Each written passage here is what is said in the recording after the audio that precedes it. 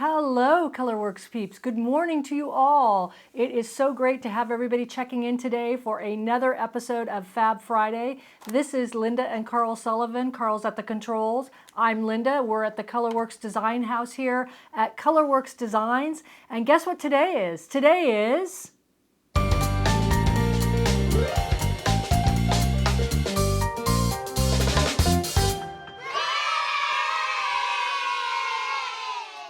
That is right. It is Fab Friday. It is episode number 10 of Fab Friday, if you can believe it. And guess what? It is hot here today. I mean, really hot. We are headed up to 122 degrees here in the desert. That's going to be the high for the day. I believe right now we're topping out at about 111 as we're broadcasting here. So we're going to go up to about 120 at about 4 o'clock today. And then our low for the day, if you can believe it, is going to be 92 degrees. So we're staying indoors, sewing, designing fabrics, doing what we do here. There is no reason to go outside. But let us know if everything is streaming okay. Make sure you like and share this video, please. Check in, say hello, let us know where you're tuning in from. And while we're doing that, let's see perhaps if anything's going on in the Cactus Cam. I mean, is anybody out there frying an egg? Oh, look at that, way in the distance. I'm telling you, these golfers are crazy. It is like super hot out there. Look at them way over there at about 12 o'clock. They are what, just finishing up there? I think we're on the 15th hole. Super crazy individuals. I'm telling you, these guys go golfing in any weather. And it's a love of the game, I guess. Not for us, though. I'm telling you. So, yes, I have COVID hair going on today. All of our hair salons are still closed here in California. So I am doing my level best to make this mop look good. So anyway, let's see. Why don't we see who's checking in from where here, Carl? I can see that we've got a lot of people checking in. Connie, of course, hello to everybody checking in from North Carolina. I see you all there. Trudy, hello from Naples, Florida. Beautiful, Trudy. Lovely. I would love to go there. And Pat, looking forward to this. What? You're in Florida too. Wow. Excitement. Okay. And who else? Melanie.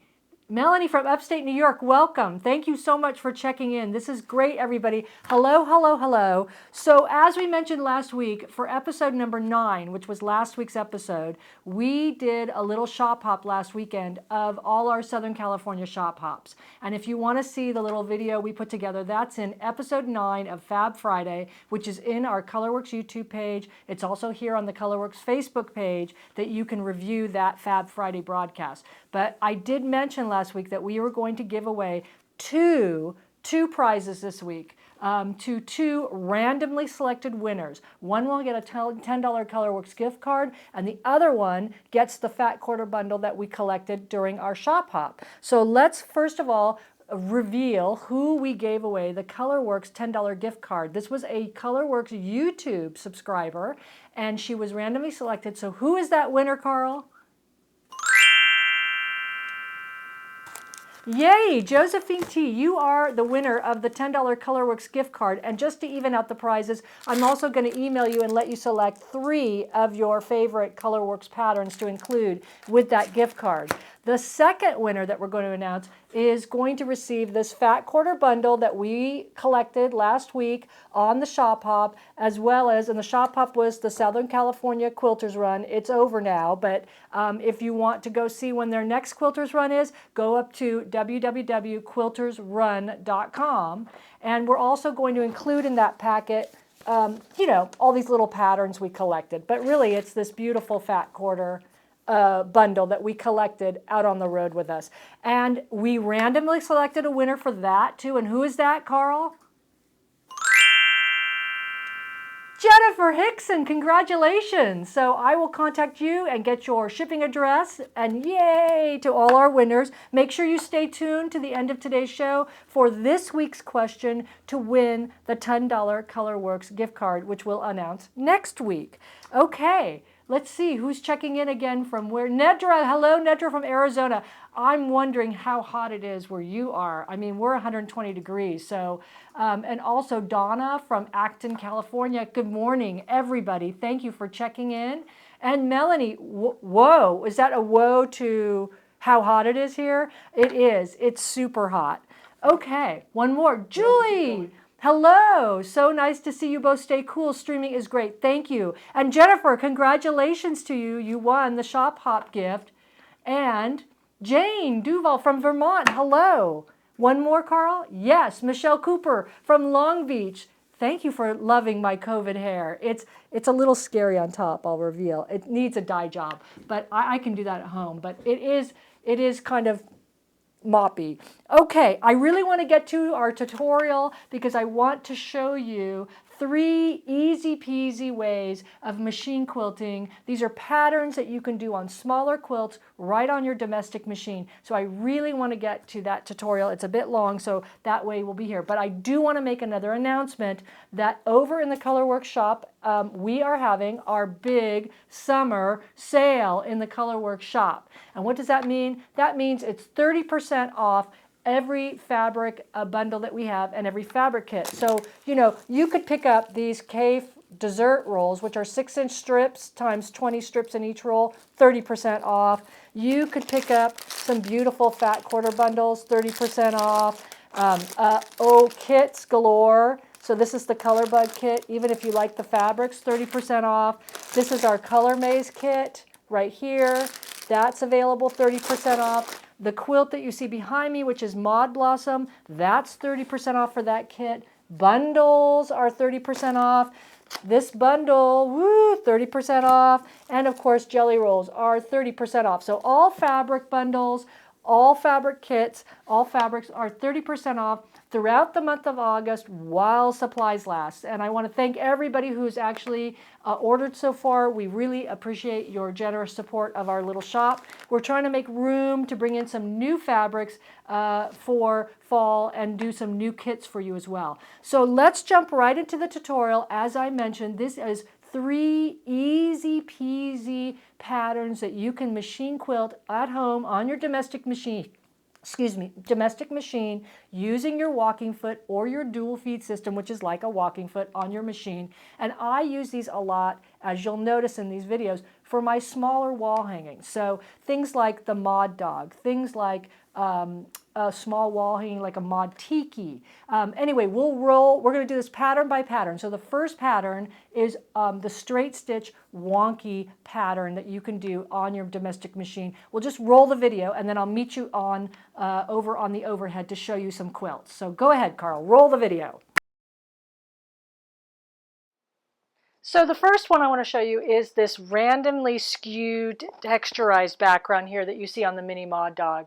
This is the simplest one to do of all the machine quilting patterns that I'm going to show you.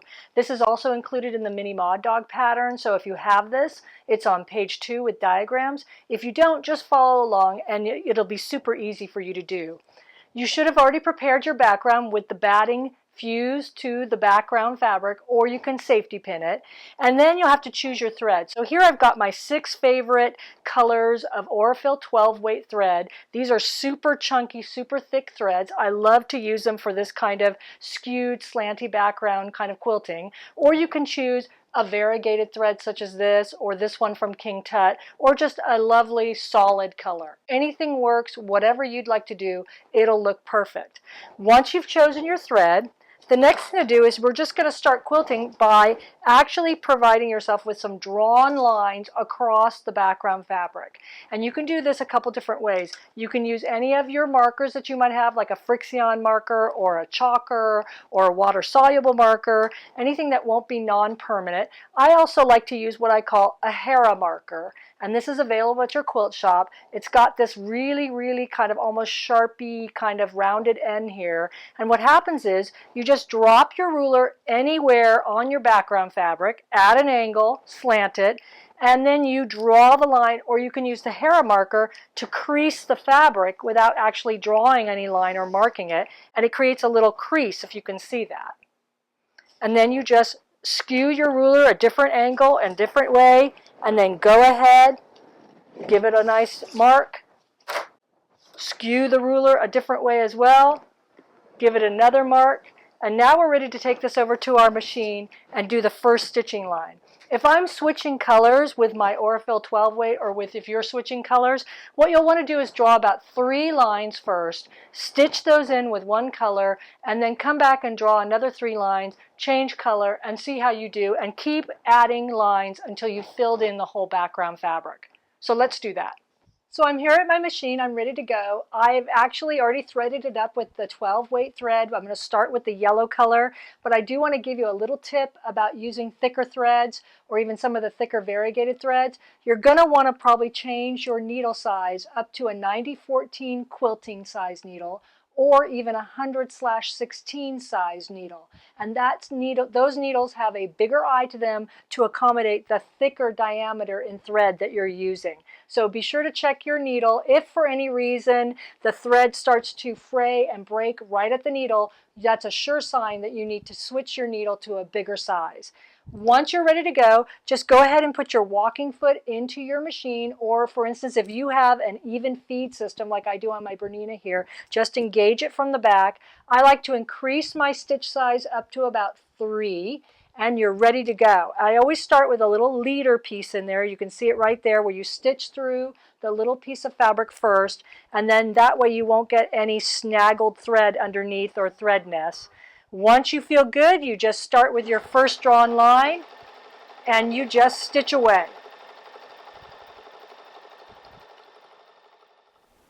So there I've got my first 3 lines quilted in yellow, and you can see I actually have a crease here from somewhere, so I'm going to use that for my second round of lines that I'm going to quilt. So I've got 1 crease already going that way. I'm going to again plop my ruler down, draw or crease in some more lines, about 3 or 4.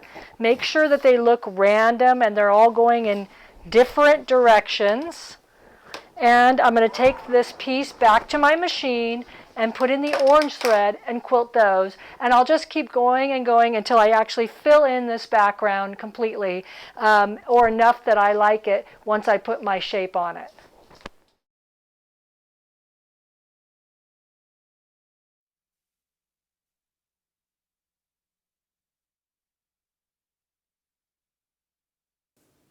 Okay, so here I am back at the cutting board on the overhead camera here, and I just wanted to show you, I hope you like that, I wanted to show you some up-close wonky stitching. So this is with 12 weight Aurifil, and I hope you can see that. And some people think that I actually used a variegated thread in the background. I did not. I actually changed my thread 5 or 6 times. So I did like 3 pink lines, 3 yellow lines, 3 orange lines, and each time I changed my thread. But it makes a marvelous little kind of abstract background to all of your little quilts.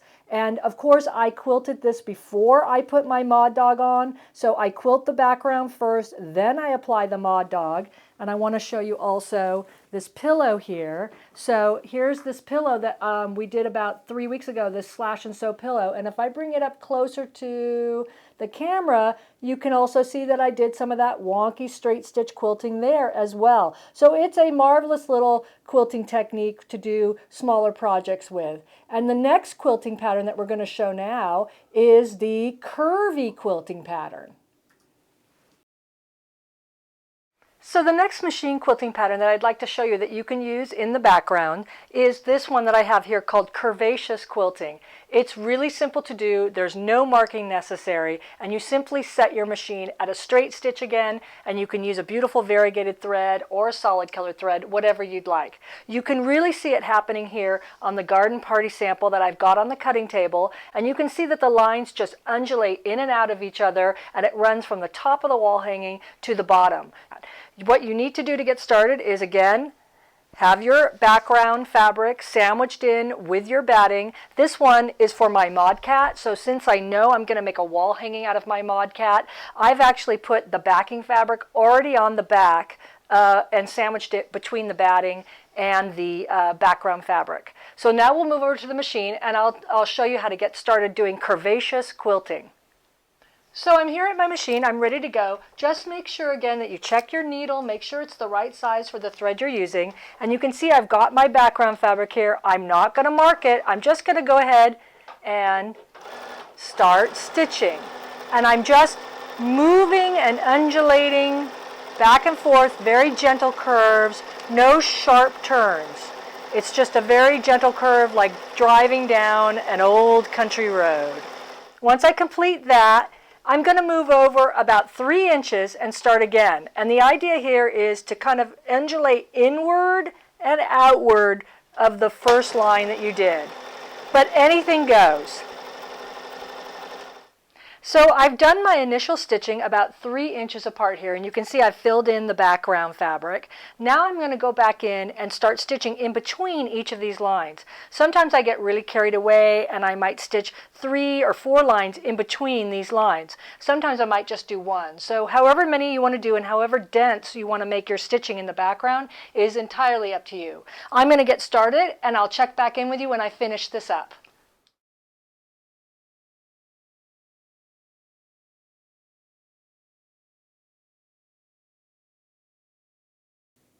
Okay, so I'm back at the cutting board here on the overhead. I wanted to show these to you up close. So here's my Mod Cats, and you can see you can put in as many lines as you want going up.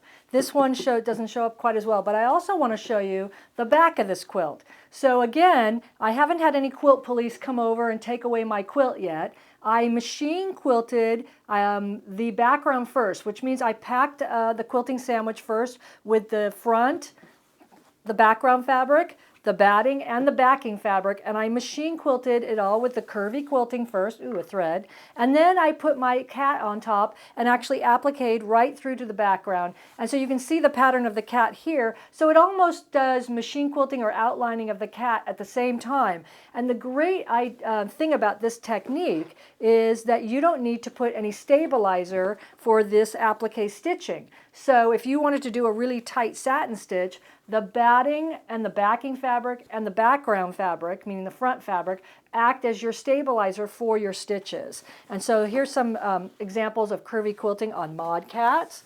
I also have my 2 fish here to show you. So this one kind of shows you the curvy quilting going at a diagonal. So that's another way you can do this curvy quilting, and it actually shows up better in the back. If I bring it up closer to you in the camera, I think you can kind of see that it starts up in the corner and goes down to that corner. So this curvy quilting is just going at a diagonal. And again, I just struck that first line, meaning I just stitched the first line diagonally and then did about every 3 inches out and then filled in as much as I wanted. Then my fish went on and I applique stitched around them.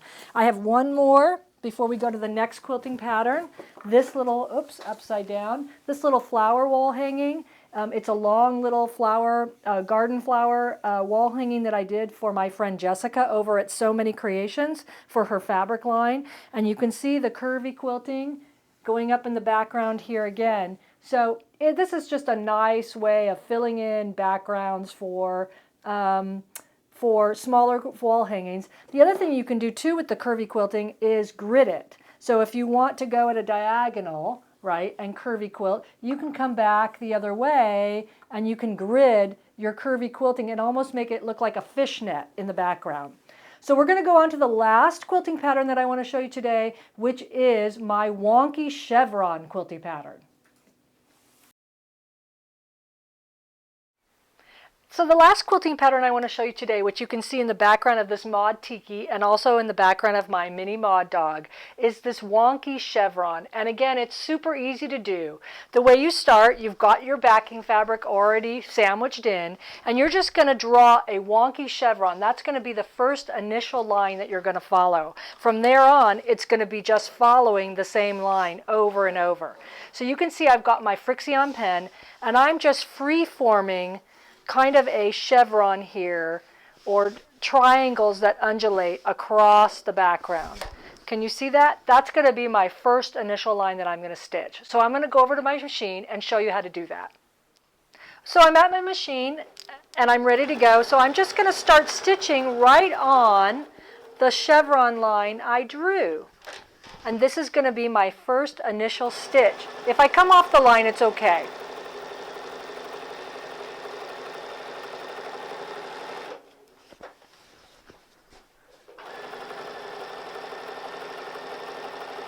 You can see I kind of came off the line there. That's okay. This is just going to be my marker of what I'm going to follow to fill in the rest of the quilt sandwich as I go through it.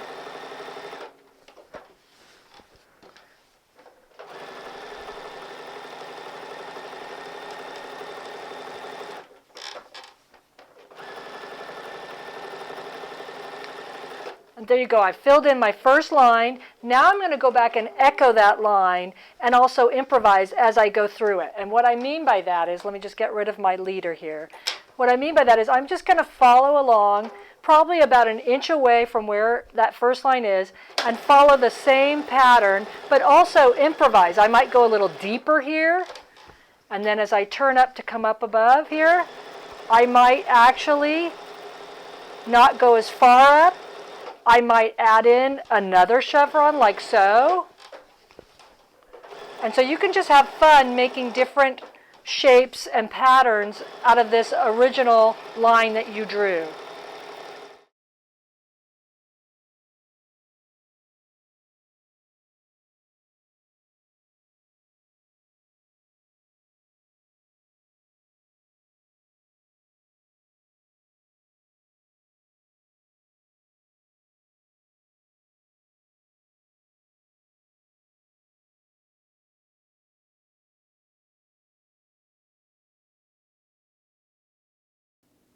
Okay, so I'm back here showing my mod tikis, and so you can see the chevron working in some of these here, and I love this technique to use with variegated thread. It looks great with variegated thread.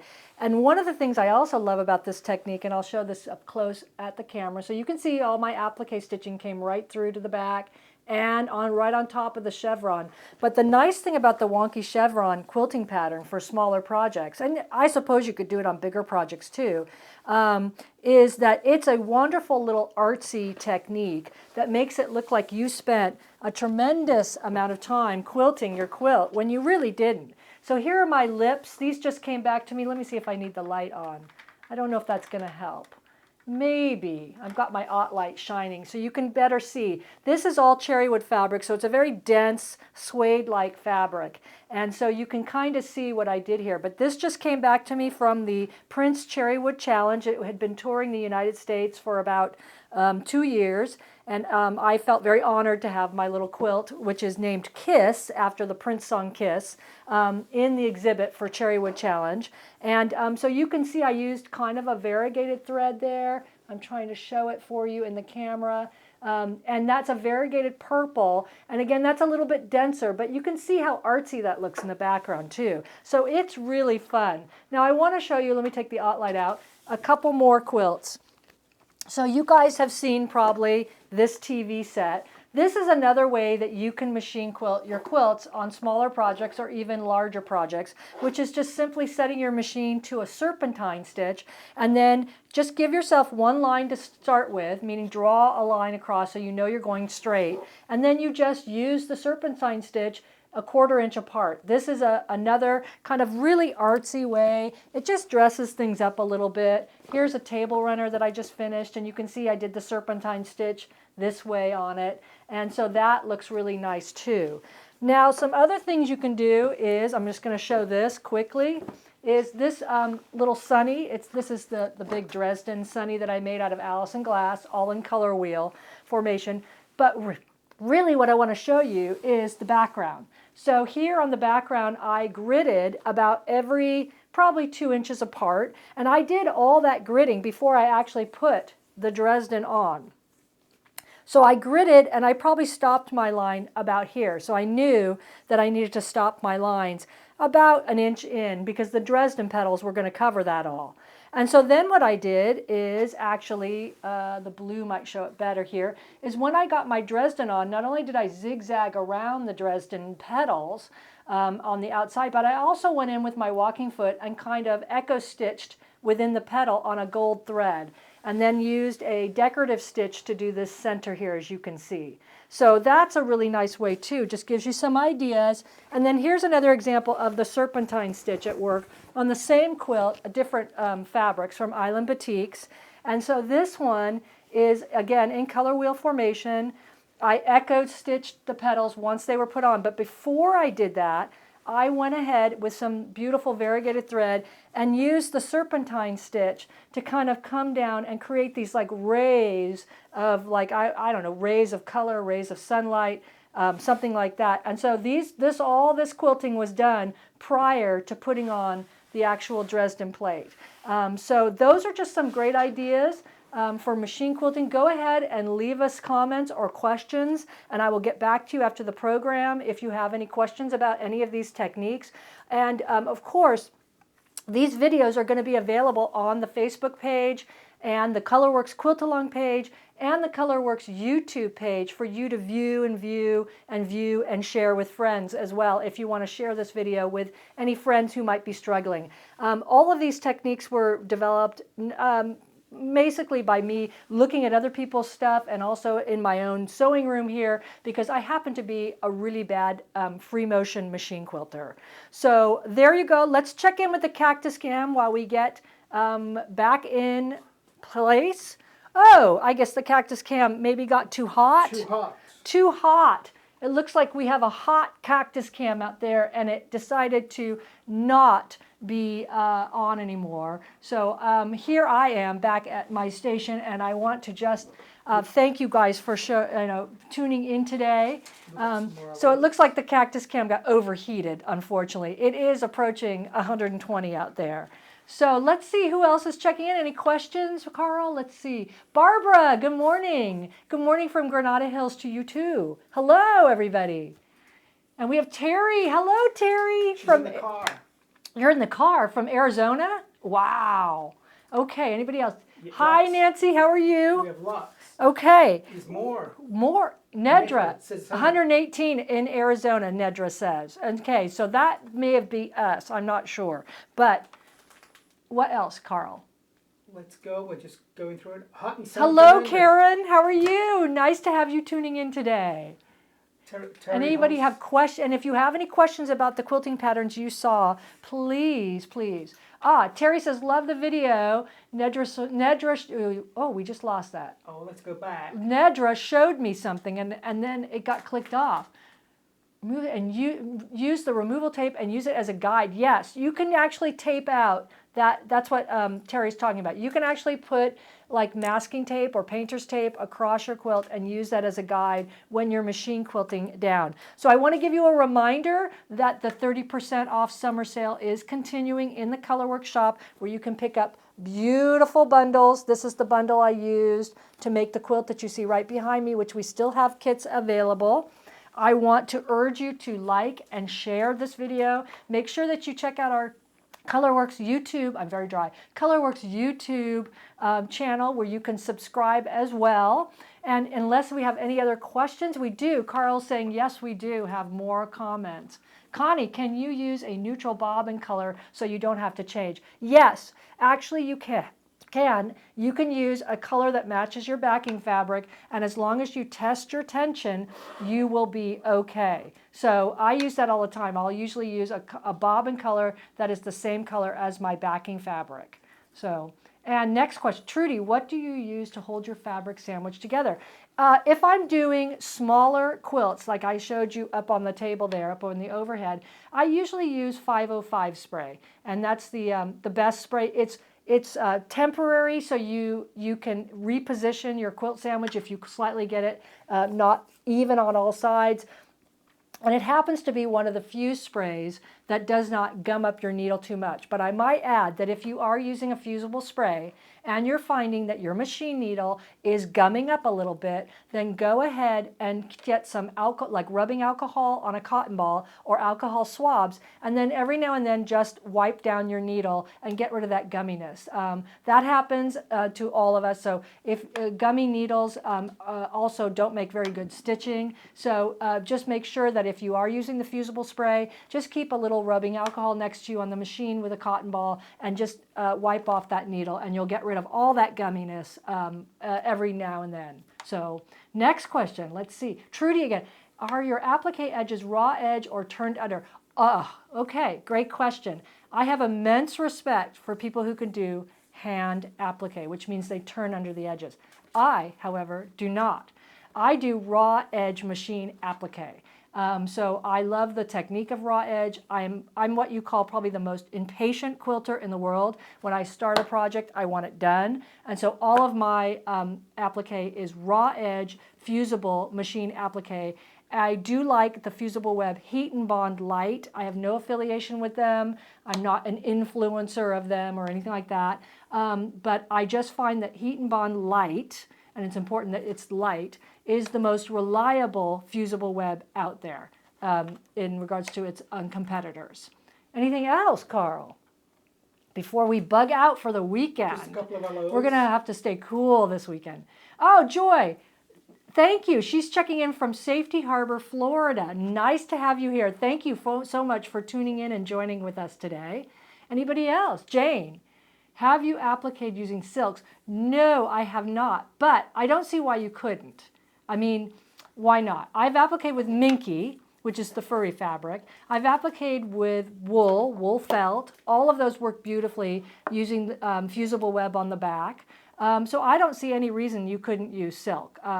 You may have some fraying with silk, but you could always use a little fray check on the edge. And if you're doing more of a satin stitch around the silk shapes, then you should be able to encapsulate or enclose those edges in if you're using silk. So one more, Carl? What? Oh, Nedra says, wonderful tutorial. Thank you, Nedra. Thank you very much, you guys, for tuning in. We really love this. And Melanie says, great ideas. Thank you. Thank you. We love sharing all these ideas with you guys. And I do love sharing the fact that you can actually machine quilt your background first and then put your applique shapes on top and applique through all those layers. To me, that was a game changer. I used to spend, just so you know, I used to spend hours machine appliquing onto just the background fabric like we all are taught, and then I would spend hours trying to free motion quilt around all those shapes, creating quite a mess. And then I would not like my project when it was done. So I came up with that technique. I just said, oh, why can't I just machine quilt the background first? Nobody's going to come knocking on my door and take my quilt away, and I'm not going to do anything with it but hang it on the wall or put it on a table. So I'm just going to machine quilt my background first, and then I'm going to put my applique shapes on and machine quilt or machine stitch around those. So that's where that came from. So speaking of quilting your quilt, that is what this week's question is. So go ahead, leave a comment. Everybody who comments gets actually entered into the random thingamajizer. But I would love to hear what your thoughts are on what your favorite machine quilting method is. Is it by hand? Is it by walking foot, meaning by machine? Or do you like to actually free motion machine quilt? I do not. So I actually try to do as much as I can by walking foot. But I would love to know what your thoughts are on that. Again, it's headed up. There is a breeze out there, but no golfers. I think we have seen the last of the golfers for today. I want to wish you all a happy, happy, happy weekend. I want to thank you all for checking in today, and we're going to see you next week with some big announcements. So please be sure to tell your friends and tune back in for Fab Friday next week, same time, same channel. It's the Colourwerx Facebook page. It's 10 a.m. Palm Springs time or Pacific time or 1 p.m. Eastern time. Thank you, everybody, for chiming in today. We really appreciate it. I'll get in touch with our winners and have a great weekend. Happy Colourwerx quilting to you all. Thank you. Bye-bye.